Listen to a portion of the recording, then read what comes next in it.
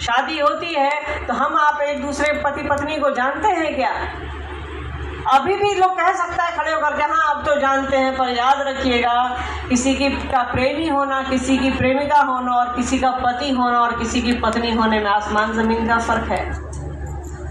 तो आपका मन ठहरेगा तभी आप आगे बढ़ सकते हैं। मन आपका विचार लेगा कि हमको ये काम करना है, और वहाँ आपका मन जैसे जैसे इस विचार को लेगा और एक जगह इकट्ठा होगा, भाव बनेंगे, भाव ही प्रेम की परिणति है और मन रुक जाएगा, एक जगह ठहर जाएगा। तो ठहरना पड़ता है, हर संबंध में हम आप ठहरते हैं। पति पत्नी के संबंध में हमारा आपका मन ठहरता है, हर रिश्ते में मन ठहरता है। तो उसको खड़े होना मत समझिएगा, वहाँ हमारे आपके समर्पण की बात है। ये साहब ने समर्पण की बात करी है। साहब की बात को समझना जितना मुश्किल है उतना ही आसान है। रूई के मिठाई की तरह उनकी बात होती है, बस समझने की कोशिश करिए कि वो छूटेंगे तो छूट जाइएगा, वो पकड़ाएंगे तो ठहर जाइएगा। ठहरेगा मन और वो शिव के पास ठहरेगा, साहब दीदी माँ के पास ठहरेगा, तो हम आप उस दिशा में चलेंगे, उस ओर चलेंगे। चलिए, कोई जिज्ञासा है तो बताइए। बनारस के लोग तो ऐसे ही इतने जागृत हैं कि उनको किसी चीज़ की क्या ज़रूरत है भाई। फिर भी अगर आपके पास जिज्ञासा है तो बोलिए। ये तो संगोष्ठी है। देखिए, ये संगोष्ठी हमारे यहाँ पानी पर रखी गई है। जल नहीं तो कल नहीं। कल मतलब चापाकल नहीं, कल मतलब भविष्य। ऐसे आप उसको चापाकल भी समझ सकती हैं कि पानी रहेगा तब ना चापाकल से निकलेगा। तो दोनों अर्थ में सही है कि जल नहीं तो कल नहीं। जब नीचे धरती पे पानी ही नहीं रहेगा तो चापाकल का हैंडल मारते रहिएगा, पानी ही नहीं निकलेगा। और कल मतलब भविष्य, वो भी नहीं रहेगा। अब हम लोगों को कपड़ा धोने के लिए बाल्टी में पानी मिल जाता है, देख लेते हैं। बाद में जब हमारे आपके बच्चे बड़े होंगे तो उनको भी कपड़ा धोने के लिए बोतल में पानी खरीदना पड़ेगा। अगर पानी का नहीं रक्षा कीजिएगा। हम आप शिव के शिष्य हैं, शिव के शिष्य प्रकृति का आयन करते हैं। शिव स्वयं प्रकृति का आयन करते हैं, वो प्रकृति की सुरक्षा करते हैं, संरक्षक हैं वो इस प्रकृति के। हम आप उनके शिष्य हैं, तो हमारा आपका भी कर्तव्य है कि पानी को बर्बाद नहीं करें। हर शहर में गर्मी के दिनों में, आपके भी शहर में वाटर लेवल नीचे चला गया होगा। कई जगह देखिएगा ना, जून के महीने में या कई जगह अभी पानी चापाकल से पानी नहीं निकलेगा। तब याद आएगा कि जल नहीं तो कल नहीं, पर हम लोग संगोष्ठी किए थे। तो पानी का संरक्षण करिए, पानी का संरक्षण करिएगा तभी हमारा आपका भविष्य सुरक्षित होगा। हम अपने बच्चों को क्या देंगे? कपड़ा लत्ता सहेज दे रहे हैं, मकान सहेज दे रहे हैं, अरे भैया वहाँ पानी नहीं रहेगा तो क्या दीजिएगा? तो पानी का संरक्षण कीजिए, शिव की बनाई हुई दुनिया का संरक्षण कीजिए। पेड़ लगाइए, पौधे लगाइए, अपने घरों में पेड़ लगाइए, तुलसी लगाइए, कोई भी पौधा जो घरों में लग सकता है लगाइए। पानी को वेस्ट नहीं कीजिए, जितनी आवश्यकता है उतनी ही पानी को यूज़ कीजिए। बाकी पानी का हम लोग ऐसे ही पानी नल चला के छोड़ देते हैं, ऐसे ही पानी बहता रहता है। थोड़ा पानी का संरक्षण आवश्यक है, नहीं तो भविष्य में देखिएगा ये पानी भी हमको और आपको किस्त में मिलेगा। जैसे ऑक्सीजन जाते हैं ना अस्पताल लेने, वैसे ही पानी लेने भी कहीं जाना ही पड़ेगा। हमारे आपके बच्चों को तो निश्चित रूप से ये दिन देखना पड़ेगा। अगर हम आप नहीं सजग होंगे, हम आप नहीं चेतेंगे, तो थोड़ा पानी का संरक्षण आवश्यक है। पानी का संरक्षण कीजिए, तभी हमारा आपका कल जो चापाकल है उसमें भी पानी आएगा, और जो कल है यानी भविष्य, फ्यूचर, वो भी सुरक्षित रहेगा। तो जिज्ञासा है तो बताइए। एक मिनट जरा रुक जाइए जी। कहीं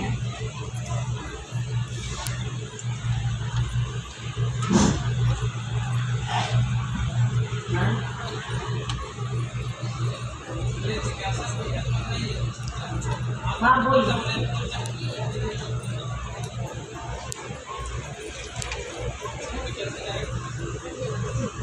जिज्ञासा है भैया साहब हमारे रांची में, जैसे यहाँ भाई लोग बोली कि रांची जाइए तो आप लोगों का बहुत पहुँच जाइए, बहुत लोग भरा होगा। वास्तव में भैया साहब हमारे वहाँ रांची जाने पर बहुत भरा हो रही है।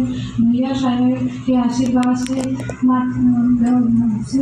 गुरु की दया से और कृपा से, जैसे लोग बोलते हैं कि माला करती हो तो कभी इधर कभी उधर का मन भटकता है, लेकिन आज हमारे भैया साहब के आशीर्वाद से, दीदी माँ के आशीर्वाद से दिन 3-4 घंटा भी अगर बैठ रहे थे अपने भैया के चरणों में तो मन ही इधर उधर नहीं भागता है।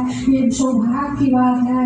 आज भैया साहब का शादी सालगिरह का इतना अच्छा अवसर मिला है, इतने गुरु भाई इतने गुरु बहन आए हुए हैं। हमारा एक छोटा सा निवेदन है कि पड़ाव पर देहरादून स्कूल के सामने माता का गुरु जी का स्थान बना हुआ है, माता शीतला माता बैठी हुई है, और वहाँ पर मेरे भैया साहब का भी स्थान बने, विशाल स्थान बने। आप सभी लोग मेरे साथ रहिए, भैया साहब का ये आशीर्वाद लगे। और वहाँ शिव चर्चा बुधवार सप्ताह की शिव चर्चा होती है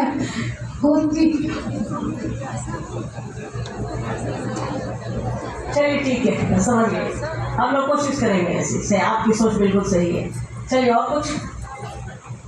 तंत्र क्या है, तंत्र की अवधारणा क्या है?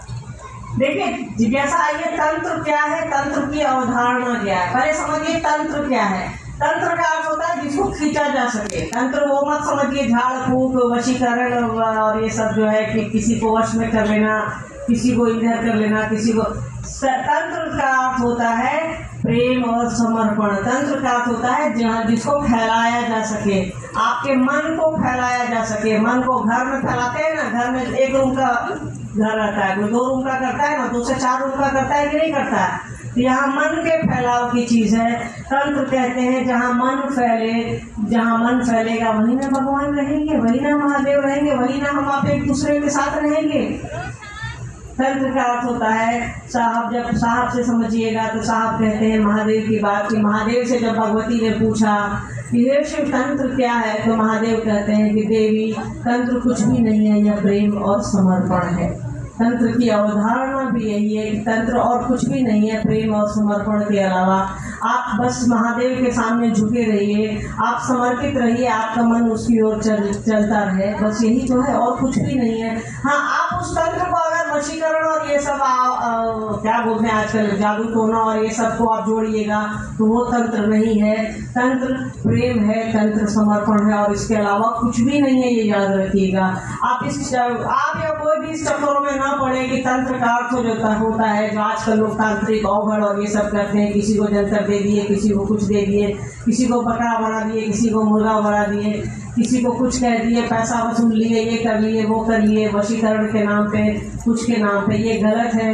हमारे देश का संविधान भी इसकी मंजूरी नहीं देता है, स्वयं साहब और दीदी इसकी मंजूरी नहीं देते हैं। साहब ने कहा है कि तंत्र सिर्फ और सिर्फ प्रेम है, जहाँ मानवता पुष्पित और पल्लवित होती है, इसके अलावा और कुछ भी नहीं है। तंत्र की मान्यता है कि तृप्ति भोग में है, यह भोग सबसे तात्पर्य है। तंत्र की मान्यता है कि तृप्ति भोग में है। भोग का अर्थ क्या हुआ? इतनी गर्मी में देखिए ना, एसी लगा हुआ है, पंखा लगा हुआ है, हम लोग भोग रहे हैं कि नहीं भोग रहे हैं? तो भोग का अर्थ होता है सामान, जागतिक सुख, जगत का सुख। जगत का सुख मतलब भोग, कि हमारे पास ये रहे, हमारे पास वो रहे, हई चाहिए, हऊ चाहिए, हऊ चाहिए, हऊ चाहिए, सबे चाहिए, यही है। ठीक है।